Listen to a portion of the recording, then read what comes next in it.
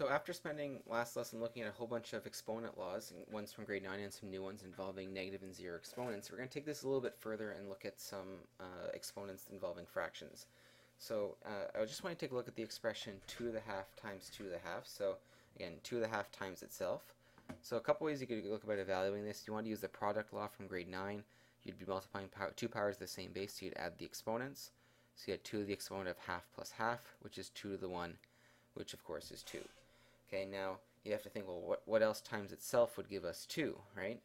So that would be 2 to the half in this case. So think about something, maybe what else multiplied by itself might give you 2. Okay, we'll come back to that thought in a sec.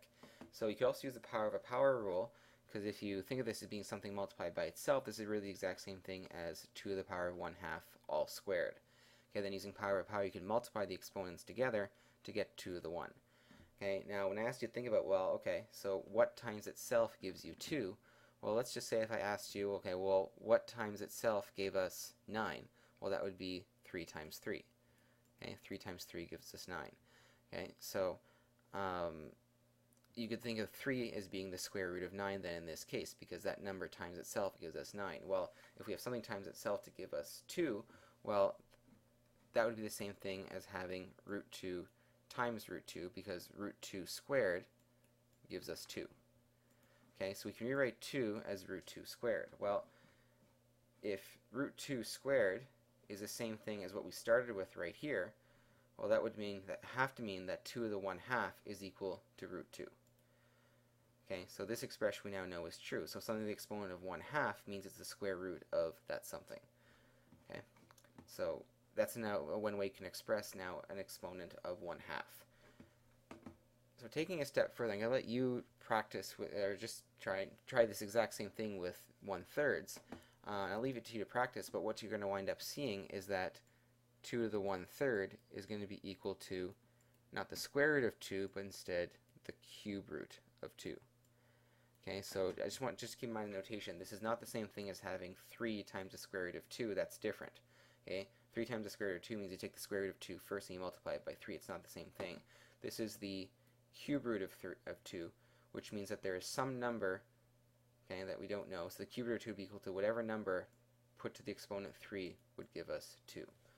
Okay, so that's what the cube root would mean. So you could have a fourth root, which means something to the power 4 equals that value, and so on and so forth. So how can we put this in another form using radicals? Well, let's try and look at some brand new exponent laws here. So in general now, if you have the nth root of a value, you can rewrite that using a fractional exponent by having x to the exponent of 1 over that value. So let's just say we had the fourth root of 16. Okay, that would be equal to 16 to the exponent of 1 over 4.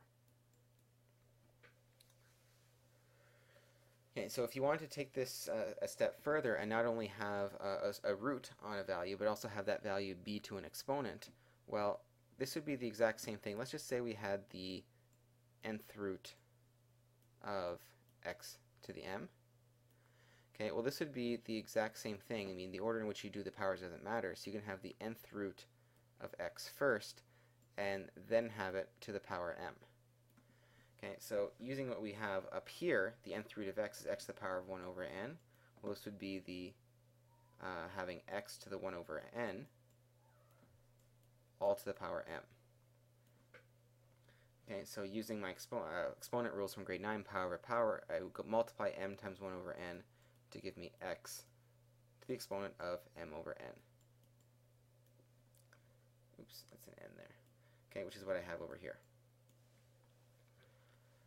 Okay, so using that, you could also get these two similar type equations, because the order that you multiply the exponents doesn't matter, right? You can do the nth root first and then take the exponent of m, or you can do the exponent of m first, then take the nth root. That actually doesn't matter. Now, I know a lot of this seems very abstract right now because we haven't put it into practice, but hopefully once we do some examples, we'll start to see how it works. But these are some brand new exponent laws, again, for grade 11. Okay, so let's try and put this into practice now. So let's just say we had the fifth root of x. Okay, so the exponent of x here is 1 here inside the root, but if we want to write this with rational exponents, so rational meaning that we have fractions, so this would be the same thing as x to the exponent of 1 over 5. Okay, so these two are completely interchangeable. just different ways of writing the same thing. So if we had x to the power of 7, all to the cube root of 3, so this would be x to the exponent of, so whatever root it was becomes the denominator of my exponent, and the power I have on x, the exponent on x here, becomes my numerator. So it's x to the exponent of 7 over 3. Okay, and last but not least, over here we have x to the negative 2, all to the 6th root. So this will be x to the exponent of negative 2 over 6, which is x to the exponent of negative 1 over 3. Okay, now, I didn't actually specify we need positive exponents here, but if I did, you take it one step further and have 1 over x to the exponent of 1 over 3. Okay. Now let's actually try evaluating some with numbers. So if we have 16 to the 1/4, if we want to rewrite this using square root, or not necessarily square roots, but roots of some kind, so again, the denominator becomes my root, so this will be the 4th root of 16. Okay, and your calculator can evaluate the 4th root of 16. You should have a button somewhere in your calculator that looks something like this, where you have an x with a root. So if you want to evaluate this on your calculator, you would push 4. Then if you had forwards calculators, you push 4, this root button, and then 16 equals, and it would work. Okay, that's how you'd work on your calculator. Now, but hopefully though, you recognize already that 16 is equal to 2 to the exponent 4. So if you recognize that 16 equals 2 to the exponent 4, the 4th root of 16 would have to be 2. Alright, I'll work through B with you, then I'll give you a chance to try C and D on your own. So what I'm going to do here first is just put it into root form, or radical form. So this will be equivalent to having negative 27. Okay, we have the cube root of it. And this would all be the exponent of negative 2. Now, I have a choice here. I could put the negative 2 as my exponent in here, or I could put this whole thing in brackets with a negative 2 outside. It's probably a little bit easier to be dealing with the cube root of negative 27 first, rather than dealing with a large number to take the cube root of. So I'm actually going to rewrite this on my next line in a slightly simpler way. So I'm going to have the cube root of negative 27, and then put all that in brackets, and that's going to be the exponent of negative 2. Because again, the order in which I do those exponents doesn't actually matter. Okay, so if I find it easier to do the cube root of negative 27 first, I should do that. So the cube root of negative 27, you run it through your calculator, but you could also recognize that 27 is 3 cubed. So since it's negative here, you're going to wind up with negative 3 for the cube root of negative 27. So we get negative 3 to the exponent of negative 2. Is a negative exponent, so I can rewrite it as a positive exponent by taking the reciprocal of my base. So I have 1 over negative 3 all squared. Negative 3 all squared gives me 9, so I wind up with 1 over 9. Okay, take a minute and try and do C and D on your own, and when you're finished, we'll run through them together.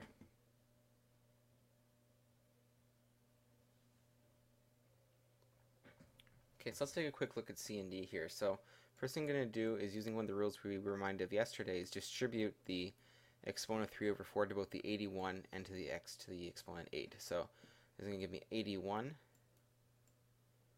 to 3 over 4 and x to the 8 all to 3 over 4.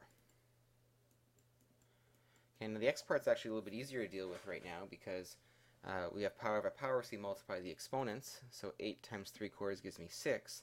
So this part gives me x to the 6. The 81 is a little bit trickier, so I'm just going to rewrite this in radical form first. So the 4 in the denominator here tells me it's the 4th root of 81. Okay, and the 3 in the numerator tells me it's 81 cubed, or I can put the 4th root in brackets and then put it to the power of 3. Okay, probably easier to do the latter, do what I just did, because 81 is a little bit nicer to deal with. So the 4th root of 81, if you recognize 81 as a power of 3, you'll know that 3 to the power of 4 is 81, so the 4th root of 81 gives you 3. So this gives me 3 cubed times x to the 6th. Okay, now if you didn't recognize that the 4th root of 81 was 3, then your calculator would tell you, but again, it's one of those powers that you should try and become familiar with. Might help you out down the road. So 3 cubed gives me 27 from here, so I get 27 x to the 6th. Okay. Okay, so with D, I'll do the same thing to start. I'm going to distribute the exponent. So I'll have 243 to the negative 2/5. Okay, and x to the power 5 all to the negative 2/5. Okay, so I'll just simplify the x's here first, because then that's a little bit easier. I multiply the exponents, so 5 times negative 2/5 gives me x to the negative 2. Okay, and I also have 243 to the negative 2/5, so I'm just going to rewrite that one for now. Now, one thing you might choose to do here, both of these have negative exponents, which means you can move them to a denominator and have them now be positive exponents. This would be 243 to the positive 2/5 now that we're in the denominator. Okay, and now x squared. Okay, so now I just need to evaluate this 243 to the exponent of 2/5. I'll actually do it off to the side. I don't need to, but just because I'm tired of writing out this fraction over and over again. So off to the side here, I'm going to have 243 to the 2/5. Okay, so this is going to be the 5th root of 243 all squared.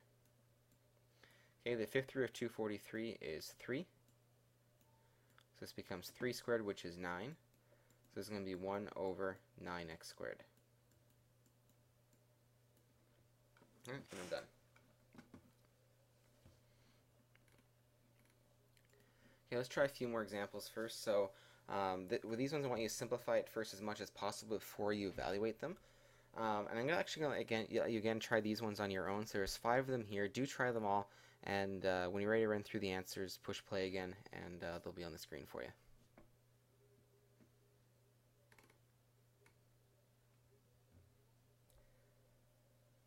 Okay, so you have the answers there, so you can take a second and quickly run through and check your answers. Let's just quickly talk about them together too. So you want to simplify first if we possibly can. So one thing you're going to notice here, you have 81 to the 11/4 divided by 81 to the 7/4. We're dividing powers here with the same base. So our rules from grade 9 tell us we can subtract the exponents. So if I combine those, I'm going to have 81. The exponent's going to be 11/4 minus 7/4. That subtracts to 4/4, which is just 1. So this whole thing is 81 to the exponent 1, which of course is just 81. Okay, for the second one, here our base is 25/36. Now we're multiplying two powers of the same base, so we can actually add the two exponents together. So I have 25/36, I add 2/5 and 1/10. Once you find a common denominator, this is going to add to 5/10, which reduces down to 1/2. So then to evaluate 25/36 to the 1/2, I converted the 1/2 to a square root. So I took the square root of 25/36. We learned with radicals last unit here that this will be the same thing as the square root of 25 divided by the square root of 36, which simplifies down to 5/6. Okay, keeping going, looking at C, your first instinct might be to want to try and simplify this using exponent laws. However, even though our bases are the same, these are being added together. Okay, there's no rule for when you add powers of the same base, only if you multiply or divide them. So there is actually no rule here that we can use to simplify this. So our only option is to evaluate them all separately and then actually add them together. So I converted 81 to the exponent of 11/4 to a radical form. So it's the 4th root, because the denominator is 4.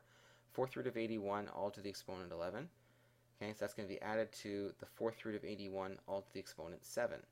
Okay, once I have those in radical form, I can figure out the 4th root of 81. It's going to be equal to 3. So I get 3 to the 11 plus 3 to 7.